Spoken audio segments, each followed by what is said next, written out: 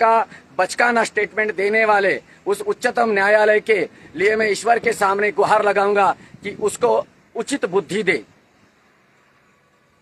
अब अगर मैं उनके खिलाफ स्टेटमेंट देता हूं तो और एक मुकदमा मुझ पर दायर हो जाएगा, उससे मुझे कोई सरोकार नहीं, उससे मुझे कोई फर्क नहीं पड़ता।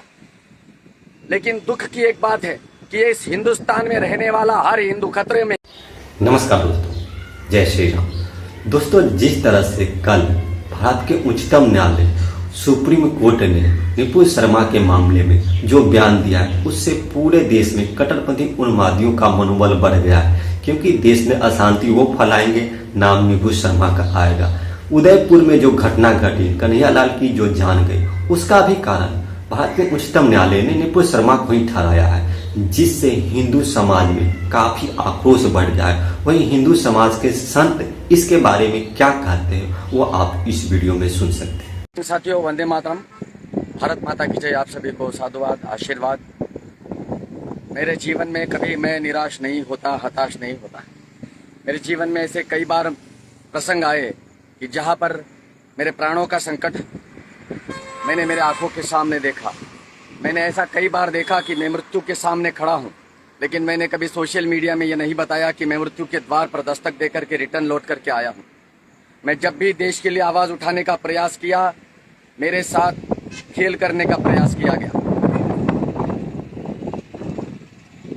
लेकिन मैं अकेला ही वो बंदा नहीं हूं, मैं अकेला ही वो शख्स नहीं हूं जो ये कार्य कर रहा हूं। भारत में बहुत सारे हिंदुवादी है। भारतवर्ष में हजारों ऐसे देशभक्त है जो देश के लिए आवाज उठाते, अपने प्राणों का बलिदान दे देते। ऐसा एक भी सदस्य नहीं होगा जो परमपिता परमात्मा से स्नेह रखता होगा, और एक भी सदस्य ऐसा नहीं होगा जो सुप्रीम कोर्ट से न्याय की अपेक्षा लेता हो। ऐसा एक भी सदस्य नहीं होगा जो वो अपने नेताओं को चुन करके विधानसभा लोकसभा में बिठाकर अपेक्षा करता है कि वो नेता संकट के समय में उसके साथ खड़ा रहे। आज उच्चतम न्यायालय का एक फैसला आया। आज उच्चतम न्यायालय का एक फैसला नहीं, जजमेंट दिया उच्चतम न्यायालय ने नुपुर शर्मा को लेकर के। वो सब आप जानते हैं। नुपुर शर्मा को कहा गया कि नुपुर शर्मा को कहा गया कि टेलीविजन के माध्यम से वो पब्लिक से क्षमा मांगे, मुसलमानों से क्षमा मांगे, क्योंकि उसने जो टिप्पणी की है उसको लेकर के वाद विवाद और दंगा हो रहा है। 2 लोगों की जो हत्या हो गई उदयपुर में, उसकी निमित्त नुपुर शर्मा है। इस प्रकार का बचकाना स्टेटमेंट देने वाले उस उच्चतम न्यायालय के लिए मैं ईश्वर के सामने गुहार लगाऊंगा कि उसको उचित बुद्धि दे। अब अगर मैं उनके खिलाफ स्टेटमेंट देता हूं तो और एक मुकदमा मुझ पर दायर हो जाएगा, उससे मुझे कोई सरोकार नहीं, उससे मुझे कोई फर्क नहीं पड़ता। लेकिन दुख की एक बात है कि इस हिंदुस्तान में रहने वाला हर हिंदू खतरे में है। इस हिंदुस्तान में रहने वाला हर जैनी खतरे में है। इस हिंदुस्तान में रहने वाला हर बौद्ध खतरे में है। बौद्ध बोला है मैंने, दलित, भिमटे नहीं। इस भारत में रहने वाला हर सिख, खालसावादी नहीं, हर सिख खतरे में है। इस भारत में रहने वाला हर वो शख्स खतरे में है जो इस देश से प्रेम करता है, इस मिट्टी से प्रेम करता है। इस भारत में रहने वाला हर वो हिंदू खतरे में जो अपने देवताओं से प्रेम करता है। इस भारत में रहने वाला हर हिंदू खतरे में है जो इस देश को इन मुगलों से मुक्त होते हुए देखना चाहता है। भारत की न्याय व्यवस्था से मैं बहुत आहत हूं। यहाँ न्याय कभी मिलता नहीं है। यहाँ 2 हत्यारे हत्या करके जाते हैं एक मासूम दर्जी की, और उसके लिए आंसू बहाना छोड़कर उसी के कत्ल करने वालों के सामने गिड़गिड़ा कर क्षमा मांगने के लिए उच्चतम न्यायालय इस प्रकार से अगर टिप्पणी देता है तो इस देश में अब आचार्य सूर्यसागर को डर लगता है। आज तक नसीरुद्दीन शाह कहता था कि उसे डर लगता है भारत में। आज तक आमिर खान कहता था कि उसे डर लगता है भारत में। आज हर मुसलमान ये कहता है कि उसे डर लगता है भारत में। लेकिन किसी भी व्यक्ति ने ये नहीं कहा कि किसी भी हिंदू ने ये नहीं कहा कि उसे डर लगता है इस हिंदुस्तान में।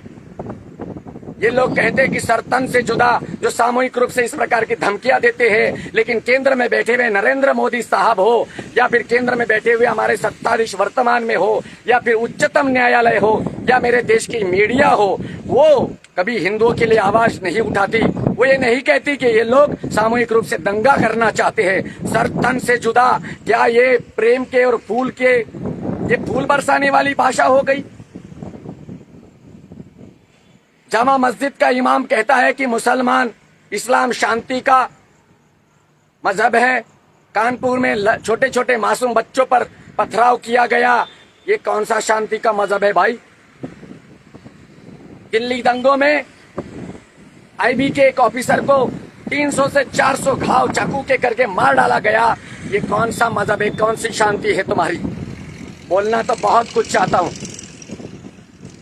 मैंने यही सोचा था कि मृत्यु के अंतिम क्षण तक लड़ूंगा, मैं लड़ने ही वाला, भाग नहीं रहा हूं मैं और भागूंगा भी नहीं, लेकिन अब कुछ देर शांति चाहता हूं। मैं थक गया हूं इन लोगों के सामने देख करके। यहाँ हमने कभी हिंदू मुसलमान की बात कभी की ही नहीं थी।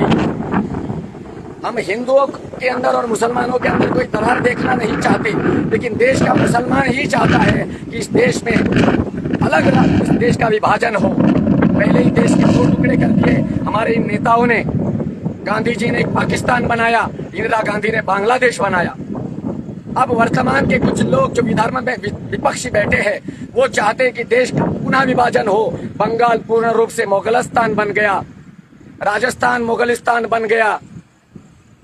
अगर इस प्रकार से इस देश में यही चलता रहेगा तो इस देश में तुम सुरक्षित हो क्या? कोर्ट की तरफ हम बड़ी आशा से देखते हैं कि कोर्ट हमें न्याय देगा, लेकिन कोर्ट ही अगर ये फरमान देता है कि वो क्षमा मांगे पब्लिक में आकर, किस लिए क्षमा मांगे? उस सुप्रीम कोर्ट के उस न्यायाधीश से मैं कहना चाहूंगा, किस बेस पर क्षमा मांगे और कारण क्या हुआ है ऐसा जो क्षमा मांगे?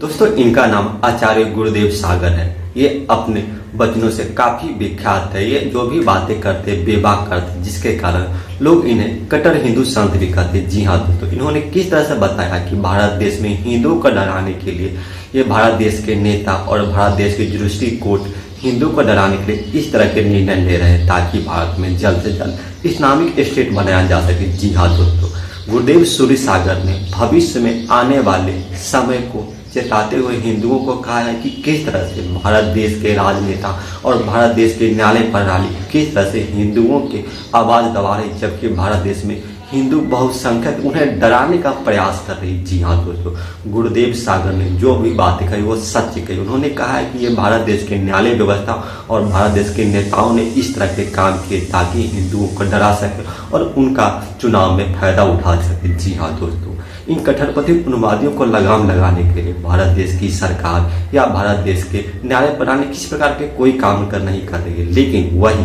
भारत देश के हिंदू महिलाओं को, भारत देश के हिंदुओं को जो आवाज उठा रहे उन्हें डराने के लिए भरपूर प्रयास करें। जी हाँ दोस्तों, इस पर आप लोगों की क्या राय, आप हमें कमेंट करके जरूर बताएं। जय श्री राम।